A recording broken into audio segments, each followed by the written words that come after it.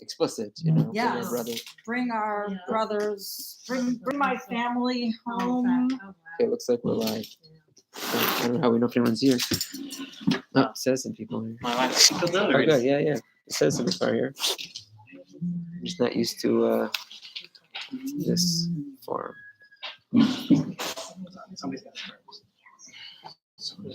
Food showcase. Figure classic for the first week. See from here. Okay. Let's just My hand does that? yeah. And then I'm just gonna get a PDF. So those at home. Oh, there's no. It's not like Zoom. There's no. Shabari. Watch your big protest today. Lower Manhattan. A protest like anti-Israel. There's also How did a that go? rally in Tenafly. I heard in Inglewood there was something the other night that got a little. Yeah. 5 guys got arrested. And it got three of them were from 6 Patterson. people got arrested. From Patterson. They're shipped in from Patterson. Yeah. That's what they were saying, that maybe these people came from Patterson. Nobody was. Teaneck, the Teaneck thing also. Okay, Adam's on it. He said the feed looks good. I just realized like certain things with Zoom I could do a share screen. I imagine with live stream. I imagine there's no. Why do I do? Okay, anyone who's at home, what I'll do is I'm gonna put the PDF in the Darche WhatsApp group, and that way, if you want to open on your WhatsApp, you can have the sources. This is a pretty, I don't want to say intellectual, but it's a meaty, content-rich share. So let me post the Mara Makomo.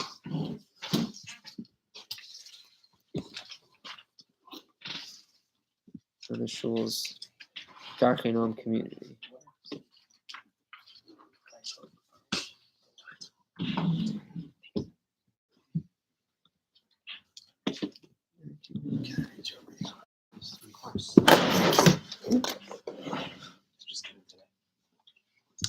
It's a big zuchos to have Lenny Goldstein with us, literally from the front lines, joining us tonight. It's really very special. Lenny has been working tirelessly, nonstop, literally grilling nonstop for the IDF, bringing food. And I actually invited Lenny to share a few words. Maybe Lenny wants to just, at the end of the year, beginning of the year, whatever. Why don't you just tell us while I'm getting this all set up? Why don't you? It's like 3:30 in the morning. Okay, yeah. Why don't you tell us very quickly? Yeah. Lenny might share more on Shabbos, but just very quickly, a report from the front lines. So what I can tell you is having spent some time with different battalions, the optimism that I see is unbelievable. It's really when you have Miluim like reservists that got called up, they're not used to being together like with these. They sort of got thrown together, in a hurry, and from all walks of life. And so it's a beautiful thing to see. I wish we saw it every day, and we hope it continues after we have a victory. But it's very nice to see. And we do serve, bring food to the troops. It was very tough in the beginning because the Army was not prepared, but we picked up the slack, and now there's an article in the Jewish press, like as of last week, we were probably at 40,000 hours, served over 60,000 soldiers. We've actually done a couple of weddings on the bases because the people want to get married regardless of the situation.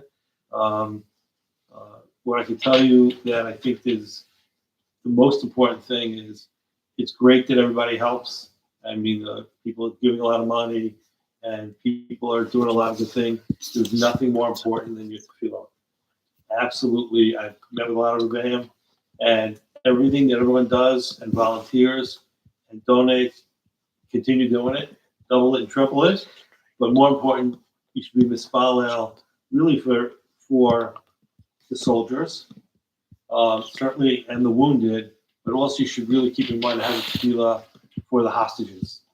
This is it's an extremely difficult situation. Extremely difficult. It's hard to fathom. We feel it more in Israel, especially when, people that you see or deal with in business, and that it's their family member that's a hostage. So the greatest fear is the fear of the unknown. And we should make sure that we should have in our tefillot the hostages, the wounded, and certainly the soldiers. And as the Hashem will answer our tefillot for good, soon, without any further complications. Man. You're going to be speaking the Shabbos too? I said I would speak at every meeting as long as I told them. Oh, wow. And I would provide the telling. I hope the word got to the right people. I think you did last time you were here. Well, usually I trying to get to today. I was really, really tired. And so yesterday was the first day off. I was in Shabbos. Oh, wow. The first Shabbos we gave out 14,000 challahs. They went around the country. Last Shabbos was just under 30,000 chalot and some shine Shabbos food where it was required. And the goal is 50,000. So this is all volunteers, people baking and cooking and I think in addition to the food, for the morale, it's really great. And getting pizza, and they need to know it's all Americans except for a couple of Canadians. We let the group. We don't really want Canadians. We let them in, and it's all volunteers, and they see Americans, and they go like, I can't believe you guys would do that, and it's. Are you ready, Rabbi? Otherwise, I would play a couple of quick videos. We were having a little bit of technical difficulties getting this. So I do a couple of quick videos, like 30 seconds. 30%. It's up to you. I feel bad. Yeah, I felt bad. It wasn't 100%. I'll take a little. So today, one is Magen David Dome, the first time from Matzola in New York, a station in Sderot. There are no residents there. So it's just security and stuff. And we gave them a barbecue for 75, mostly volunteers from the U.S. who agreed to be. So they're at Sderot. They're right by the fence, and they're all trained medical technicians. There's some doctors, and they are first responders for any civilian issues. And then a lot of the troops that come out, if they need immediate attention, there's a group there. It's 24 hours a day. So, you ready, Rabbi? Yeah. Okay, thank you, Lenny. Okay, having a little technical difficulties first. Just big sukkos to have Lenny with us, back in the flesh. Glad you're safe, and to have Susan with us, and look forward to spending Shabbos together. Okay, I apologize. We tried to do YouTube Live, and then I just realized now that there's no share screen. Having technical difficulties getting the Myra McComber out, so I will work on that for next week to get that figured out. Okay, so essentially, I'm sure many of us have been to either Tehillim rallies, or maybe we find ourselves saying more Tehillim than we are used to be saying, or maybe we used to say more Tehillim, and now it's something a sefer that we're kind of being asked to or being drawn to on our own when there are no words to say. I think Tehillim is kind of that sefer that people go to when we don't know what we're supposed to say, so we go to Tehillim and try to find words. And so, like all of us, I find myself saying more Tehillim than I have done in many years, and therefore I was drawn to, instead of learning the parsha we do so often, to do some different learning. Expand our horizons to better understand what is this sefer? Why is this a sefer that we turn to on difficult times? And also, why is this not our regular tefillah? Why is it that we have this, Shemona Esrei, which is the featured tefillah? There are Tehillim scattered throughout, Pesukei Zimra, the introductory, prayers. I just noticed this morning that we say Tachanun is a paragraph of Tehillim. You'll see Tehillim really, featured, but the main part of tefillah is Shema and Shemona Esrei. So Shema is from the Torah, and Shemona Esrei is rabbinic. It's really rabbinic. And so something I want to explore, whether it's a two-part series, I'm not sure how much we're going to spend on this time, is just trying to understand, what is Sefer Tehillim? Why is it not tefillah, but it is tefillah, and trying to understand how did the Rishonim, understand Tehillim, and hopefully through understanding what Tehillim is and maybe what it's not, we can understand why some felt it should be the kind of the core of tefillah, and some thought it should specifically be ancillary to the core of our tefillah, typically, and then something that we can kind of tap into. So we think about tefillah just on a basic level. I think we often think about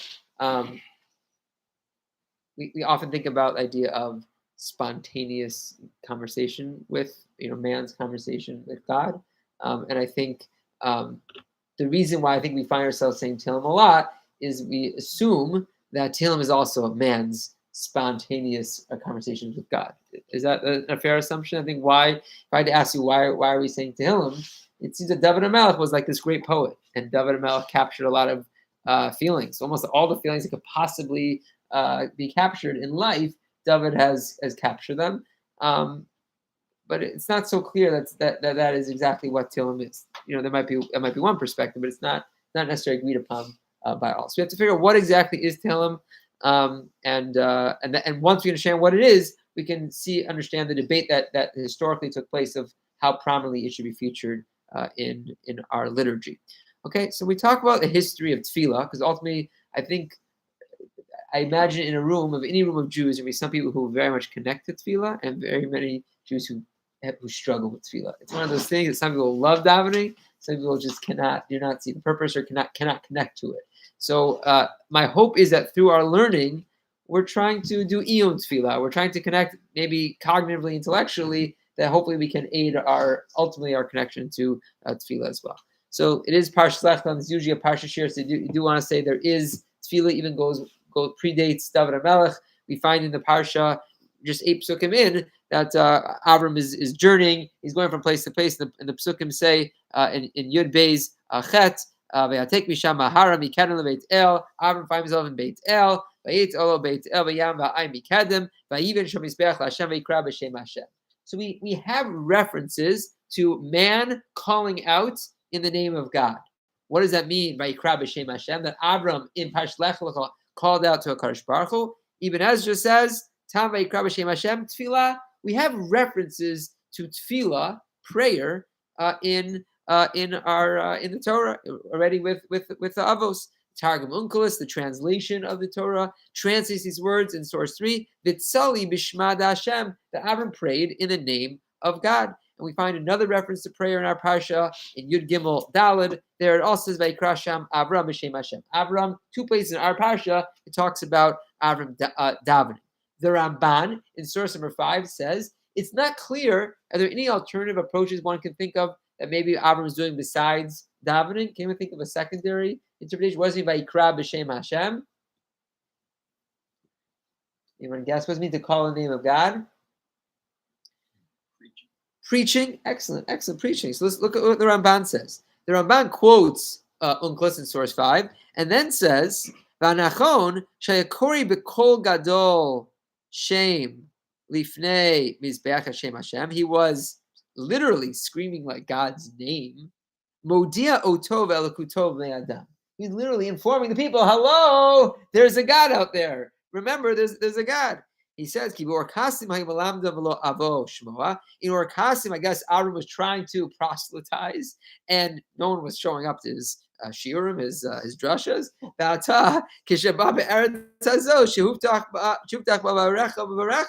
When he got to Eretz Yisrael, so the Ramban says that Avram had more success in proselytizing and telling the world about HaKadosh Baruch Hu when he got to Eretz Yisrael. He says that Yitzchak did the same thing, and then he says, "Ki ba b'makom chadash," and underline part of the Ramban, "Ki ba b'makom chadash asher lo shamu et shim'o v'lo ro et kvodo v'higi kvodo b'goyim ahem." Avram made it his mission to literally tell people about HaKadosh Baruch Hu. Okay, doesn't say this idea of Yaakov proselytizing, because by then Avram had done such a good job. There were Kiruv, there were Eshat Torahs and Chabad in every city in Eretz Yisrael, and therefore the word was out about godliness in the world. Okay, very interesting Ramban. The Ramban basically is saying that Vayikra b'shem Hashem didn't mean necessarily tefillah, like the Onkelos says. He says it means literally Talmud Torah, teaching awareness, God awareness in the world. Okay, two approaches. Either way, we do find this idea of tefillah though in our parsha, according to most Rishonim. And the question is, what did that prayer originally look like? What is the original prayer? Who can guess what does the original prayer look like? Korbanos.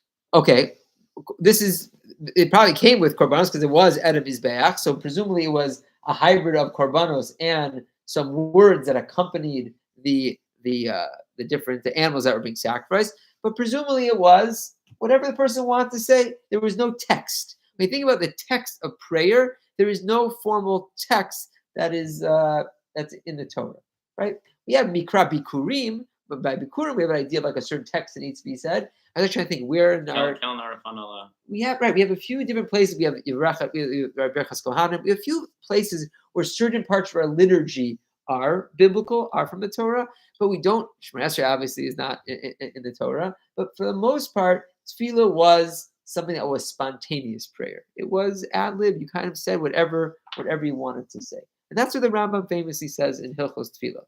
The Rambam, who is of the opinion mitzvahs aseh lispal b'chol yom, Rambam felt that it's a biblical commandment to daven every day, as it says about the Hashem Lokechem, you should serve Hashem your God. And what does that mean? Avodah zuhi tefillah, that serving God in your heart means prayer, as it says, love the b'chol b'havchem. But he says, the Rambam says famously, ein minya tefillos min Torah, that the amount of times you daven a day is not midoraisa. Lo mishnah tefillah zo min Torah, the text of the tefillah is not midoraisa, and the tefillah zman kavua.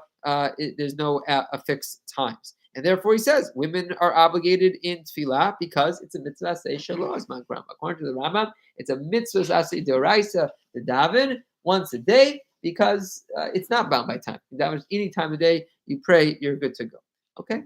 So he says, Elachiv in Halacha Ben Surah 6, Elachiv mitzvah kachu she'adam mitpalel mitchanein b'chol yom. Person should just, entreat God, speak to God. He says there's some sort of criteria. We know when it starts with praise. Then you move to bakashot, a request. And then the capstone of tefillah is thanking God for all that you want to be thankful for. Then the Rambam goes on to describe. So what did tefillah look like? Let's say in the times of the forefathers. What did tefillah look like? Really. Even presumably in the days of David HaMelech. In the days of David HaMelech, we still don't have formal tefillah. So he says in Halacha Gimel, it's the Rambam, it depended, are you a emotionally or spiritually attuned person who is poetic, who had some sort of the gift of language, and whatever language you were able to conjure up, that's what you went with. You followed your heart. Whatever time you want to daven, however you want to say it, everything was according to however you want. And he finishes that halacha on the bold thing, until the end of the days of really the canon, the biblical canon. So days of Ezra, there was no fixed prayer. Then in halacha Dal, the Rambam says, it wasn't until the destruction of Bayis Sheni, then paras v'yavim v'shar umos. Then we were scattered amongst the nations. And then we started raising Jewish families in the diaspora. And those children grew up that Hebrew was not their native tongue. It was hard to daven the Lashon HaKodesh, so they didn't necessarily know Lashon HaKodesh Hebrew. People just had different tongues. Because no one spoke the exact same language once we were in the diaspora. So then no one knew how to daven with each other. He says, and then in the next line, he says, therefore, when someone daven, he didn't even know how to articulate a line in Hebrew because it wasn't his natural tongue.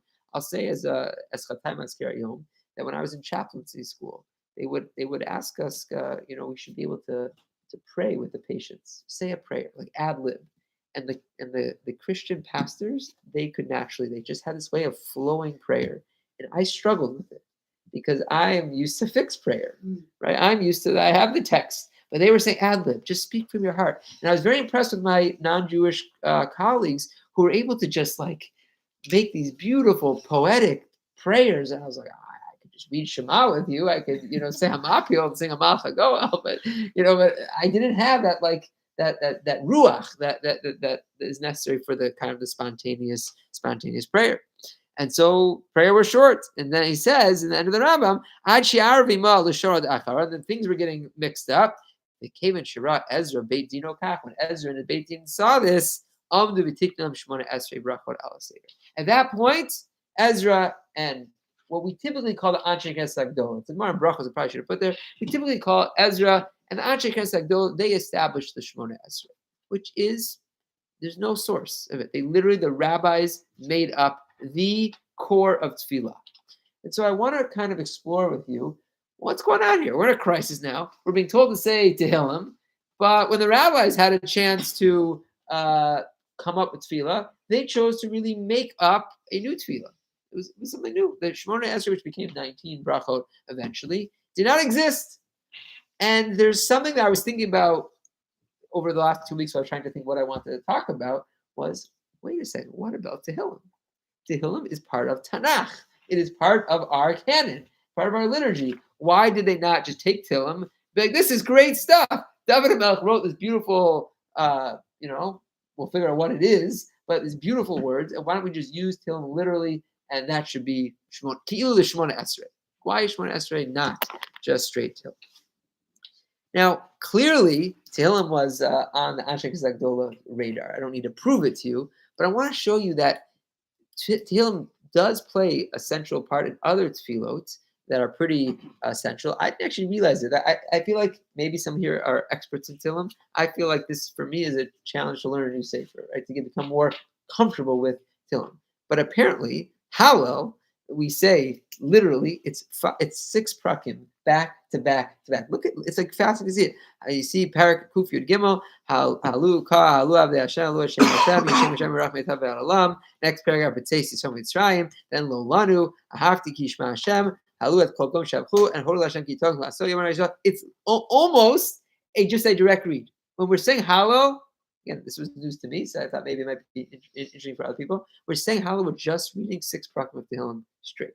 You're a Tehillim Zager when you say Hallel. I didn't realize they're consecutive. Yeah, literally, we're just going through the flow. Again, there's some discrepancies, but for the most part, even like the Hodul Hashem Ki Tov Yom Chaso, look at the Kuf Yud Chet, the last one, you repeat it at the end. And we do that in our Hallel. We say Hodul earlier, then we say it at the end. Well, I was always like, why do we do it at the end? Because that's how Tehillim has it. They just copied and pasted it from Tehillim. Like, this is Hallel.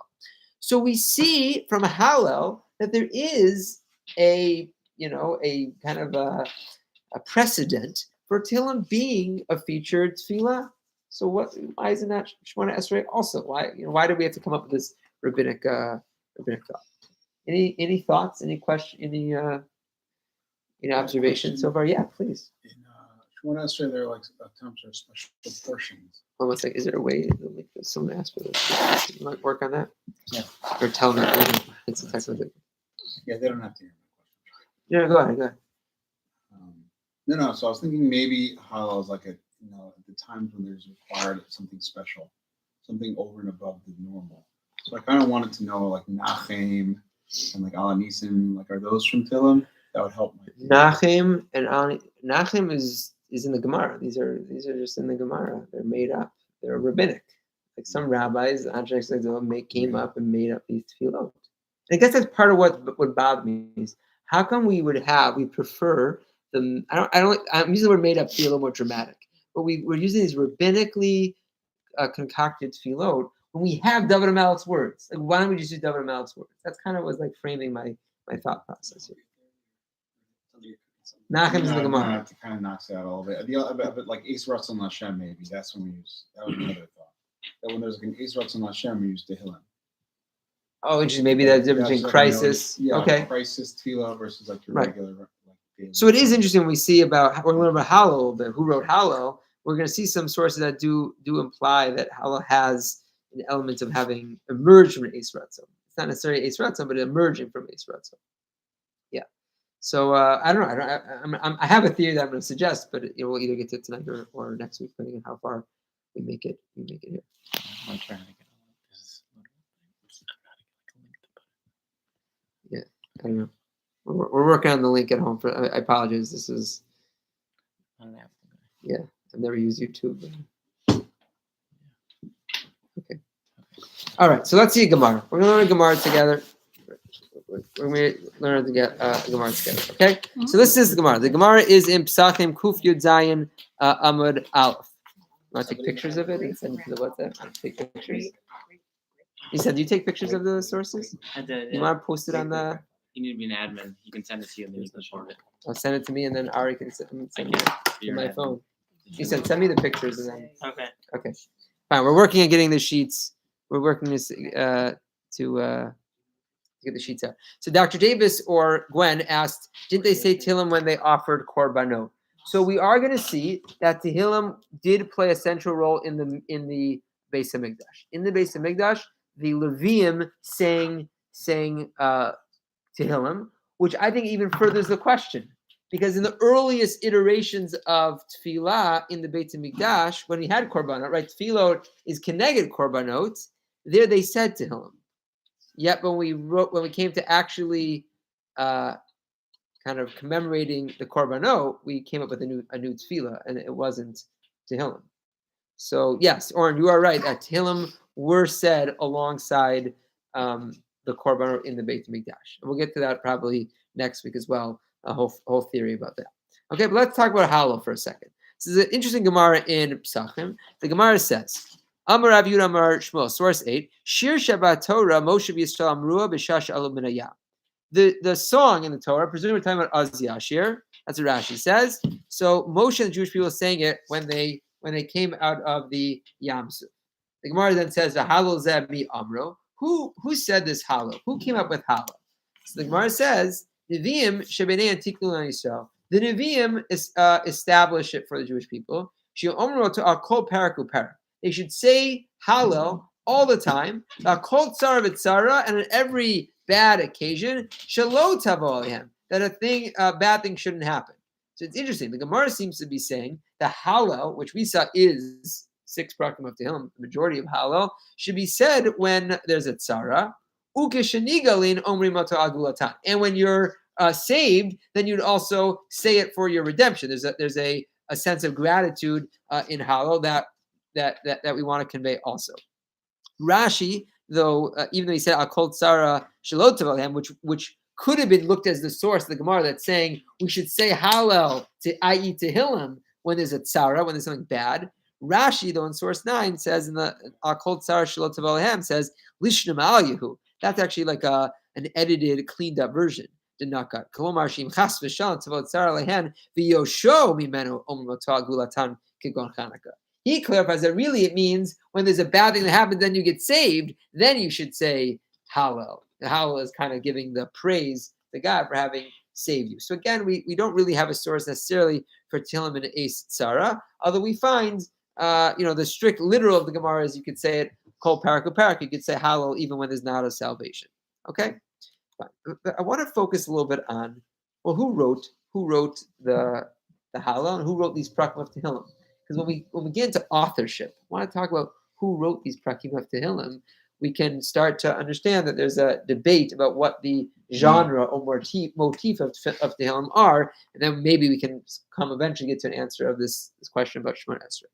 Okay, so the Gemara says it's a machloket. Tanya, source 8, back in the middle of source 8. Hayi Rabbi Meir Omer. Rabbi Meir was of the opinion, one of the Tanaim, called to Shpachot Tamurot a Sefer Tehillim Kulan David Amaran. According to Rabbi Meir, David HaMelech wrote all of Tehillim. Shneimar, he quotes from Tehillim, Ayin Beis Chaf, which I put on your sheet as source 10. The pasuk says, Kalu Tfilos David ben Yishai. Here the Tfilos of David ben Yishai end. Al Tikre Kalu, don't read it as end, Ella Kol Elu.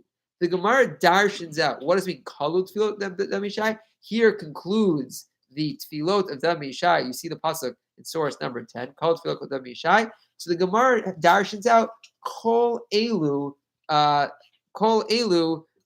instead of Kalu, and all these are words of David.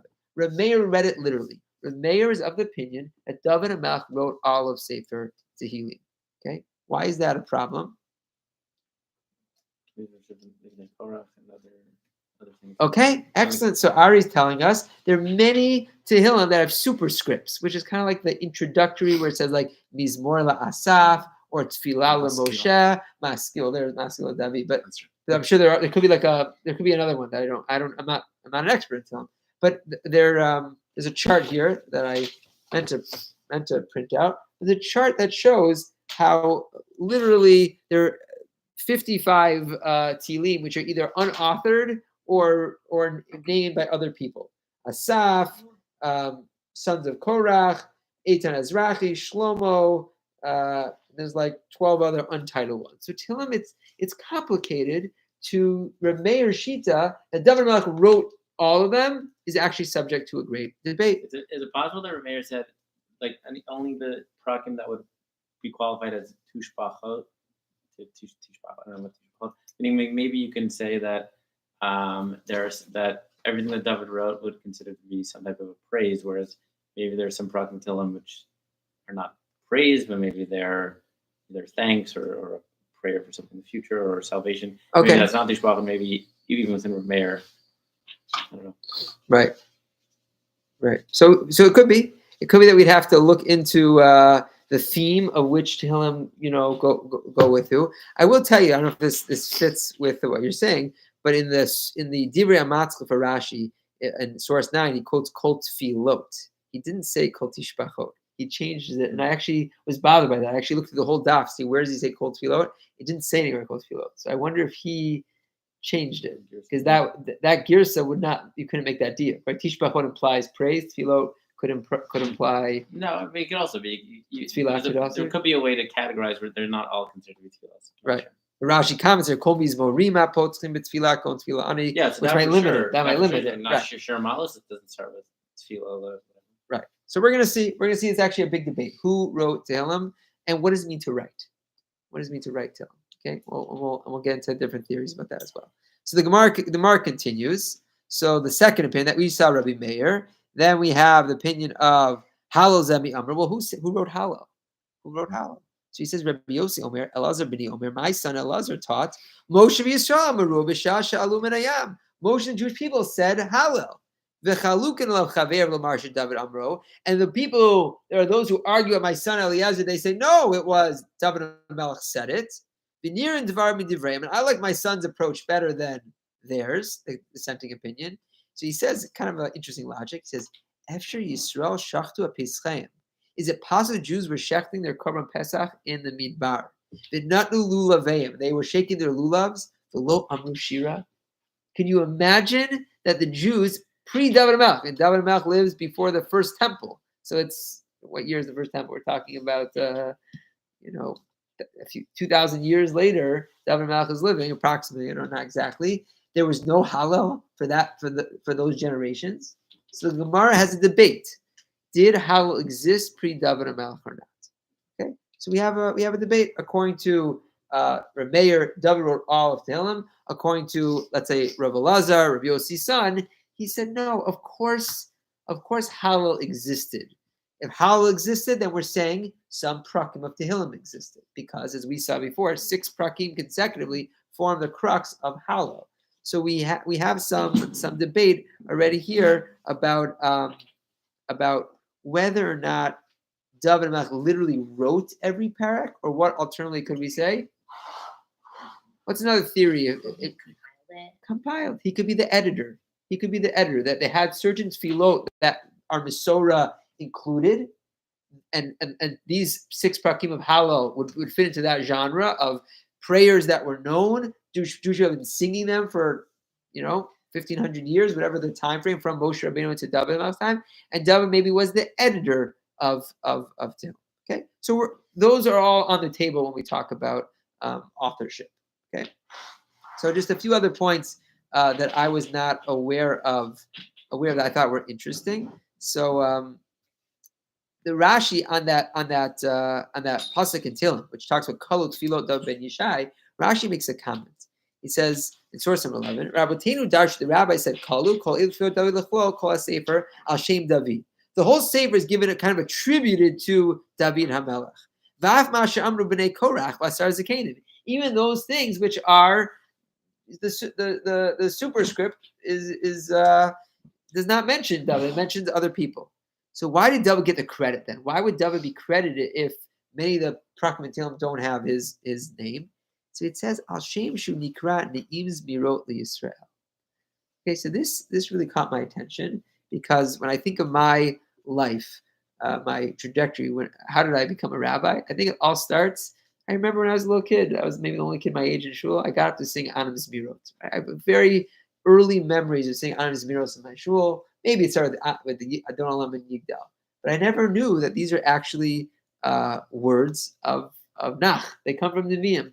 David HaMelech is called the Ni'im Zmirot Yisrael, the pleasant singer of the Jewish people.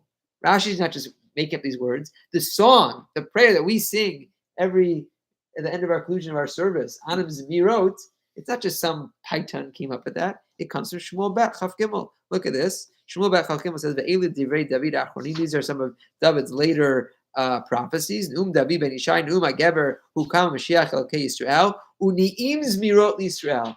David is referred to as the pleasant songmaker, songwriter of the Jewish people. And then the next passage says, Ruach Hashem diber bi milato al lishoni. David said, literally, the Spirit of God speaks through me, and HaKadosh Baruch Hu's word is on my tongue. Beautiful language that talks about David HaMelech had this gift, the gift of tefillah, that he was able to bring tefillah to, let's say, bring us the Sefer Tehillim, but maybe, according to some of it was he was just edited or he compiled. He may have not necessarily written every word, but I thought it was very interesting.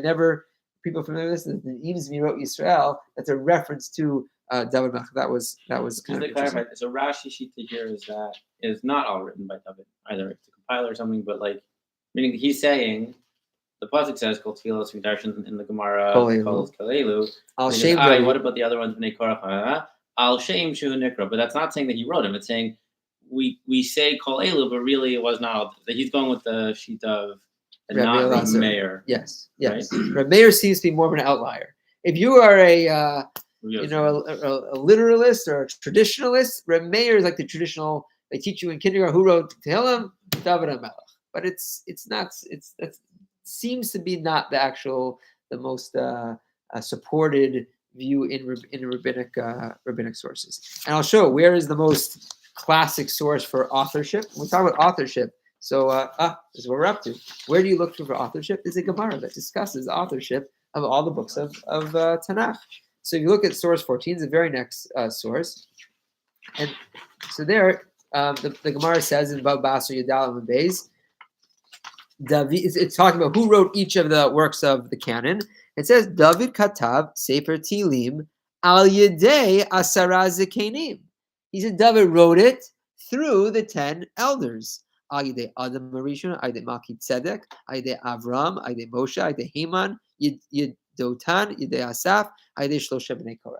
So according to the Chazal are fine. Like Rashi is more in line with Chazal, which is more in line with Rebbe Lazar, not Rebbe Meir Shita, that David was the compiler, but he had help. There were others who helped him write the prakim of Tehillim. Okay.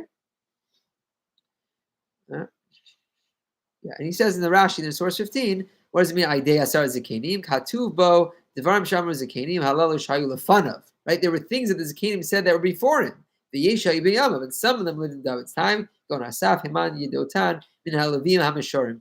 Everyone seems to be saying that David HaMelech brought the language to the Levium, who sang these tefillot in the Beit HaMikdash, but he didn't necessarily compile. He did not necessarily craft by himself each of the tefillot himself.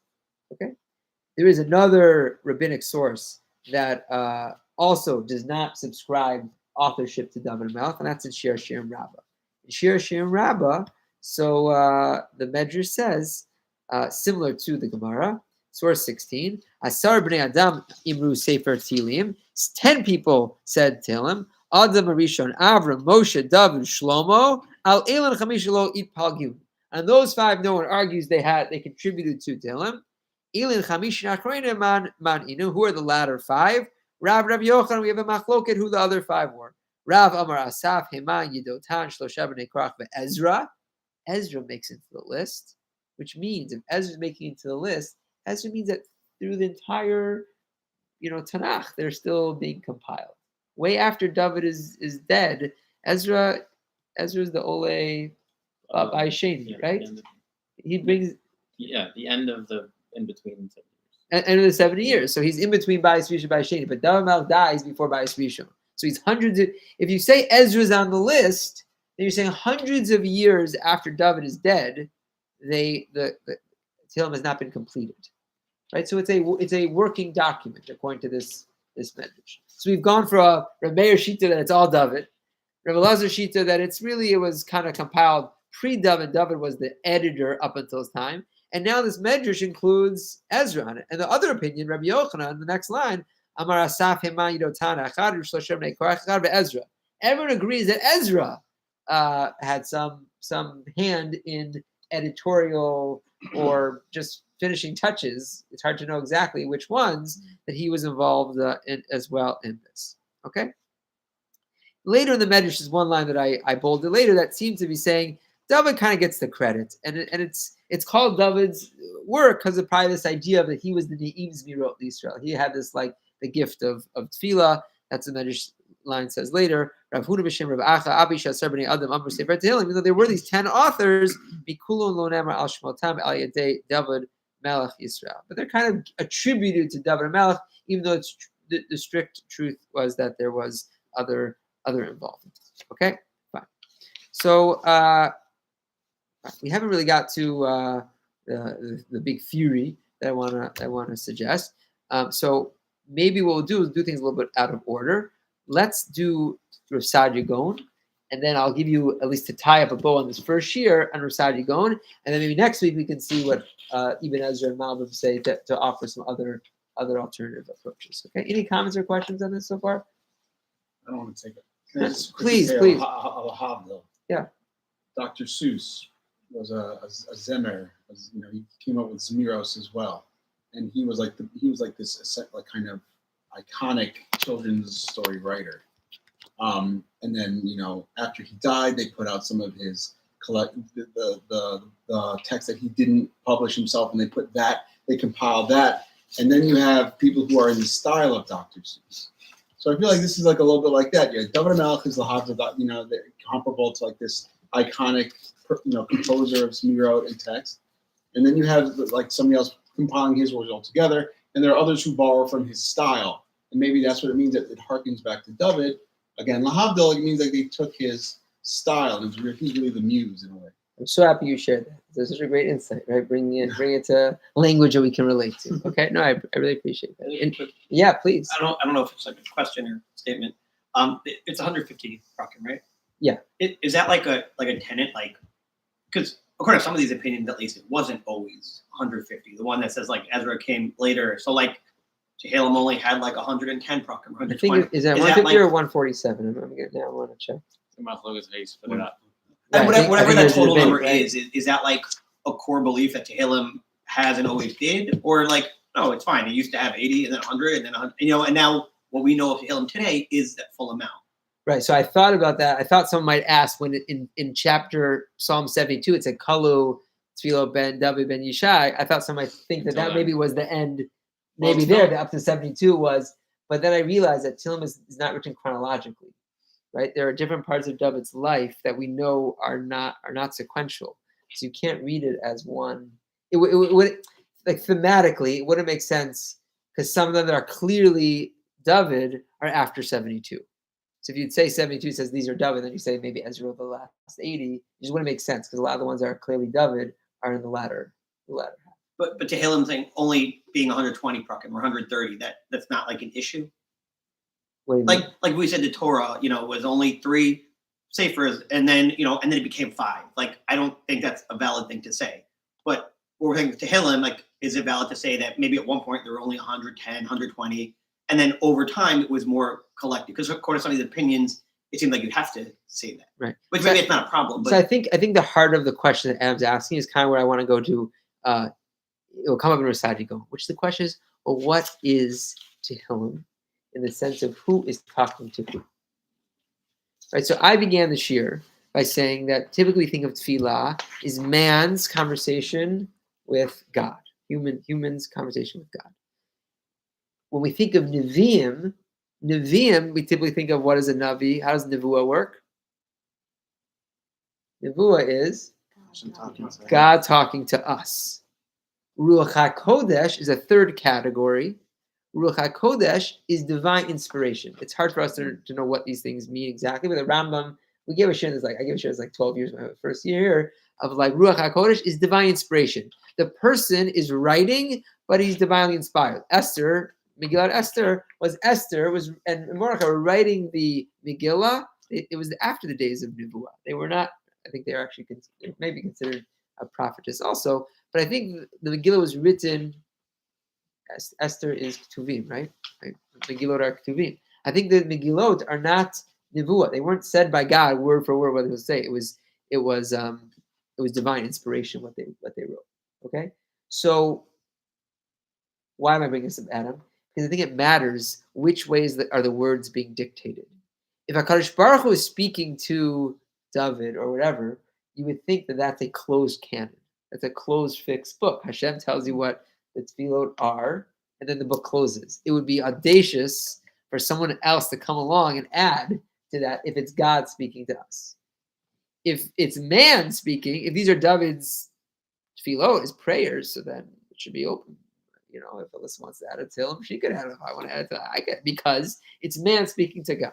And this is part of the heart of the debate of we're going to see between the Ibn Ezra and the Rasad Yagon, and is what exactly is Tehillim. Okay, that makes sense? I mean, I think that machloker, how we could frame what Tehillim is, would actually, address Adam's question. So I think, can I make a comment? Please, yes. I feel like one of the potential answers to this is going to be, well, we can't just say anything, and we need to do it in the right way. Use David HaMelech's words, someone who is worthy of putting it down into words. We should use that script. But then at the same time, even when we're saying Shemona Esrei, there are parts where we can speak to Hashem in our own words, where we can speak to Him, however, with whatever we need. And so I don't know how you balance that out. It seems that they contradict each other almost. I don't know if that's going to be something that you would suggest, that we need the script in a certain way, but that was something that I was thinking. You're saying that Tehillim is like a fixed script. It's like a holy script, but Tefillah, we want you to be able to add your own. And even Shemona Esrei is almost a fixed script, but how do you balance out we have the script from these good, yeah. And then we can also use our own words. I don't know how you. Right. I think it's a very sharp insight, David. I think the answer that I was going to suggest, it's similar to that, is when you're trying to capture tefillah, do you want to capture fixed or do you want to capture the ability to freestyle? I'm going to frame it in Rasad Yagon's words, but I think your answer could fit also. Again, the question is, why did the Anshe Knesset, these rabbis who were not necessarily divinely inspired, they're not Nevi'im, right? David HaMelech is a Navi? No, he's not really the Navi, he's the king, but he definitely at least had Ruach HaKodesh, right? So at least he has Ruach HaKodesh. Does the Anshe Knesset have Ruach HaKodesh? I'm not sure. They had more than me. More than right. Yeah. Lenny, so just in the Tehillim, one of the things that differentiates the two is we ask Hashem about Kasha, about Kadosh Baruch Hu, we say certain chapters of Tehillim, whereas in Shemona Esrei, really we're thanking Hashem by Baruch Hashem every time, thanking for specific functions, specific things, in our lives. It's really a direct thanking of Hashem or praising of Hashem, because we say Baruch Hashem for each of the things.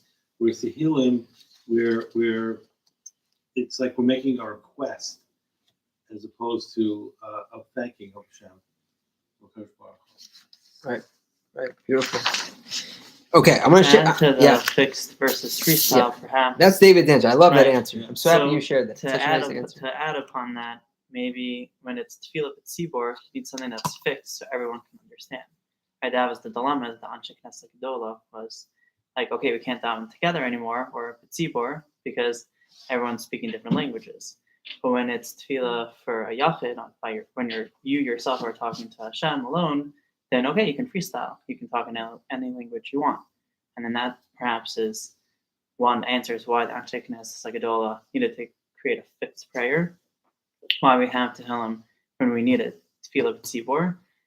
And then freestyle, you can freestyle whenever you're, davening in your silent Shemona Esrei, but I don't think we ever hear the Shliach Tzibor freestyling. Maybe in the Gunim, but it's a very sharp insight. Just what Right. came to my mind was even within Tehillim, which prakim speak to which people is not so. It's not exactly clear. I've noticed going down in different shuls, which shuls are saying which prakim is still a little bit different. So maybe that's what Nissan's getting at. If Anshe Knesset will want to be unifier, so they made it that, okay, we can create our own thing, this rabbinic prayer, called Shemona Esrei, and say this will be the prayer forever, no matter where you are. As opposed to Tehillim, which is great, but it has a little bit of maybe different prakim will speak to different people or different themes will stand out.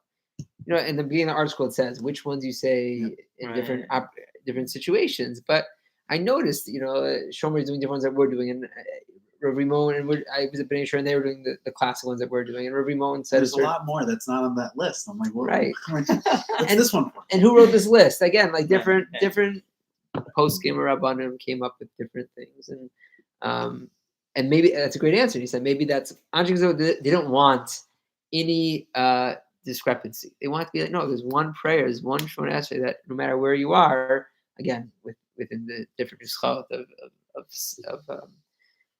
Ashkenaz Sfarad and that, but I think that's a great answer. So two really good answers. So I'll share the answer that I saw suggested by one of my Rebbeim, and Rabbi Diamond was in the class here, Rabbi Angel.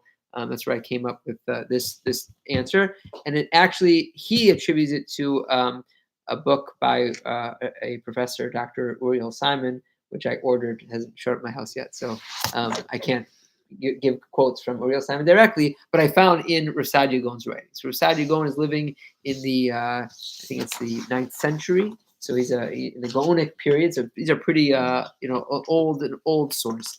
And we're gonna actually, I think we should work our way backwards. Look at the last source on the last page, 22. There he says, what genre is Nevuah, is Tehillim. We're going to end with the Rav Sadia Gaon. He says in the last page, in the second line, Kol HaSefer Nevuah Shnitnavo Bo David. He takes an extreme position that every part of Tehillim is a Nevuah that David prophesies. Lefisha Kol HaUma B'dat Achat Likroto Shirei David. Because the whole nation in one dot reads the songs of David. And we saw Rameir that attributed all to David. David, Isha, Kim, Mishmar, Umot, Mishmar. Look up that source. Amar Lahodot, Hashem Kilam, Chasav Al David V'Adam. Amar Orit Shir, Kim Mitzvah, David, Isha, Kim. So this is a very controversial shita. Why is it controversial to say that David HaMelech said all of Tehillim through Nevuah? What's the problem with that? With saying that? Well, I mean, we just said that the Azashir is from the Torah. Okay, a lot of the prakim talk about Tefillah Moshe. They say other authors. So Azashir is not in the Torah. Azashir is not in Tehillim. He's saying off Tehillim is Nevuah. No, I meant what they were singing, like the Hala, right? Okay. Oh, we saw sources that they were saying it from Moshe. Okay, interesting. Right. We have other sources that literally say. So this I did not realize. And this we'll talk about a little more next week. There's a parak of Tehillim 137, which is Al Narot Bavel. It's about galut. it's about destruction. How can you say David HaMelech said it? It's talking about on the banks of the Kedar River in Babylonia. Doesn't that make even more sense if it's Nevuah? Then that answers it. Okay, so because this. Yeah, say it, Talia, go ahead. Plenty of the Nevi'im talked about things that didn't happen yet. That was the point, right? Like talking about the destruction. Like all of, so that one you can explain. The ones that are attributed to other authors, I think, are harder because how can you say that they got attributed to some author, but David really had the nevuah. That one doesn't make sense. Oh, okay. It's excellent. Okay, I love that. Good insight. Okay, so Talia is saying we can like go to sleep at night knowing that David prophesied that there would be people on the banks of the Kedar River at one point, but why would he have nevuot in Moshe's name? Right? It seems excellent. Okay, so Rasadi Gon thinks that they're all nevuot. He goes on and says, Bo Osaro Tozulat David. You know what? Let's save this for next part. We don't need to read the rest of this piece to get his theory. He says in this piece that they're all nivuot. Next week we'll go and learn through some of the prakim to see some of the challenges that come with this theory. So let's go back to the other piece, the earlier piece of Sadigo. Okay, so we're flipping back to page 6, and here is the theory that Rasadigon says, where the arrow is in the third line. He says. This is in the Hakdama. Rav Sadi Gaon's Hakdama to tell him. It says, Hadavar asher havi'ani lakdim chalakim elu b'Hakdama sefer zeh. Why did I write this? He wrote this like 50-page introduction to Tehillim. It's really cool. It's written in Arabic and side by side in Hebrew. So like when I went on Otra Chachma, for those who read Arabic, you can it's like in multiple languages there. He says, why did I write this thing? Ulavayer shema tara b'kulam, and I spent all this time explaining what is Tehillim. Savivat tzivui v'azhara humipnei. Sheraiti achadim umatinu medamim shesefer zeh David Hanavi amru mipiatzmo. He said, because I saw people within the Jewish community, the Jewish camp, who had a theory that David HaMelech actually said these words on his own. Meaning without nevuah? Without nevuah. He just these were just his, just speak from your heart, just, ad lib. V'nireli. And he thinks the reason why they're saying that is because there are lots of tefillot which seem to be more prayers than nivuah thematically in Tehillim. And it caused them to be confused el Hashem, to think that they are attributed to God. Since they're written almost in such a humanistic way. And it's because of this that causes them to use it in their tefillot. Therefore, I want to come and say, these people are wrong. These were not just David's tefillot, his prayers that he wrote. This is what Hashem commanded and warned, and Machazik David, and it describes in Tehillim how great God is, and it puts man in his place. This is a very radical shita. Rav Saadia Gaon basically is saying, to summarize outside, Rav Saadia Gaon is saying that there are people amongst us who feel that David just said these tefillot. They're just cute prayers. And they're using it as their basis for their prayers because David prayed, and so we should pray. And he says that's wrong. It's wrong. Tehillim is Dvar Hashem. It's nevuah that God was speaking to man and not man speaking to God. What was going on here? Who can make sense of some of this? It might be a little cryptic. You can think of a theory based. What's Rav Saadia Gaon? Rav Saadia Gaon is an outlier. Most Rishonim are not going to say Rav Saadia Gaon that God is speaking to David. Most are going to say no. God, David was speaking to God, or at least divine, or at least Ruach HaKodesh. Anyone think about how you could build a case based on Rav Saadia Gaon why Shemona Esrei is not Tehillim? Seems kind of straightforward that our tefillah and Shemona Esrei is our prayer to God. It's not nevuah, it's tefillah. Right. So maybe there's a blurred line there, but we're asking things of Him, we're praising Him. It's us to Him. Right. If you say Tehillim is God to us, this approach, Shemona Esrei is supposed to be the opposite. Yeah, it's just right. The direction. So I guess this is the historical piece. You're absolutely right. The historical piece that he's alluding to, which is made clear in Uriel Simon's book, which I don't have, but Rabbi Angel says it explicitly, is that this is actually a polemic. That in the days of the Karaites, and there were different factions of Jews, before there was Rabbinic Judaism, or when Rabbinic Judaism is figuring out, well, what is Rabbinic Judaism? there were debates. What should tefillah be? And the Karaites, in the time of Karaites, they felt that tefillah should be Tehillim. They thought tefillah should be Tehillim because David Melech wrote these beautiful prayers, and we should just say what he said. And the rabbis did not want that to be the case because the Karaites didn't believe in Torah Sheba'al Peh. They only believed in Torah Shebechtav. The Karaites were the sect of Jews who only believed in the written Torah, the 24 books of the Torah, which even the Christians and the Muslims believe in the 24 books, in the veracity of the 24 books of the Torah. They all, it's all part of their canon as well. So the Rabbanan, in order to deviate from the sect which felt that tefillah should just be Tehillim, actually chose not to use Tehillim, according to Rabbi Angel and Real Simon, because they wanted to show that we believe in Torah Sheba'al Peh, and it's not a fixed book, in the sense of the way we treat HaKadosh Baruch Hu, we speak to HaKadosh Baruch Hu, and ultimately there's some irony here. So according to Rasad Yagon, he's saying it's all Hashem speaking to man, and it's all nevuah. But according to what you were saying, Adam and Zion, just a second ago, tefillah is supposed to be man's conversation towards God. But the reason we don't use Tehillim was because Tehillim became confusing.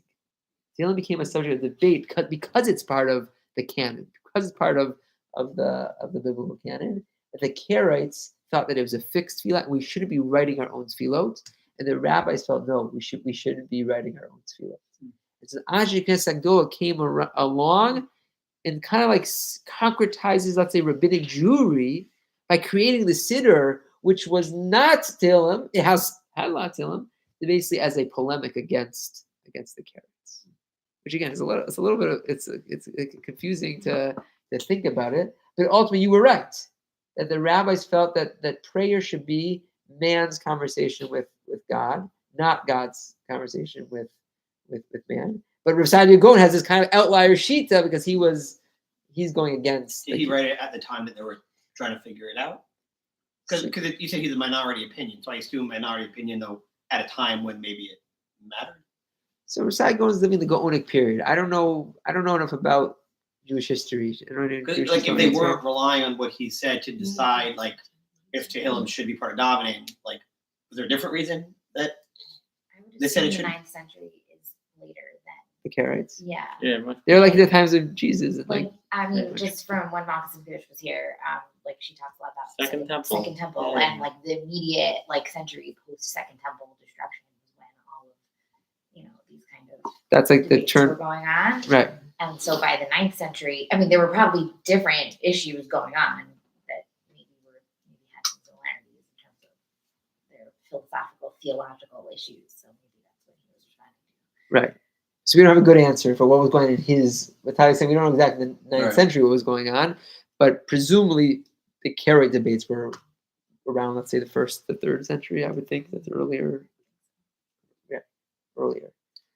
So this is one shita. We're going to see other shitot which are going to not agree with Rav Sadia Gaon, but it's fascinating how Rav Sadia Gaon's opinion is. He's actually saying that Tehillim is God speaking to man, and that's just fascinating in general because I always thought Tehillim was man just speaking raw emotions, right? I kind of thought the reason why we turn to Tehillim is because it's so relatable. It's really like it validates sometimes the complexities of life. Rav Sadia Gaon is actually saying not that way. No, this is God speaking to David, and this is nevuah. It's very interesting, but it has implications for tefillah. So that's the first part of the shir I wanted to share with you tonight, and hopefully maybe next week we'll continue learning some of the other different shitot. And if people enjoy this, just we'll continue for a little bit. I don't plan on doing this the whole Zman. I just thought for a few shirim just to appreciate what it was telling. What are we saying? And that'd be interesting to start off for this year. Okay, thank you everyone for coming online. Shkaya. Thank you. But from my understanding, just someone made a comment about Al Naro Bavel. Next week I want to make let's look at Al Naro Bavel. It'll be interesting to look into a little bit more about.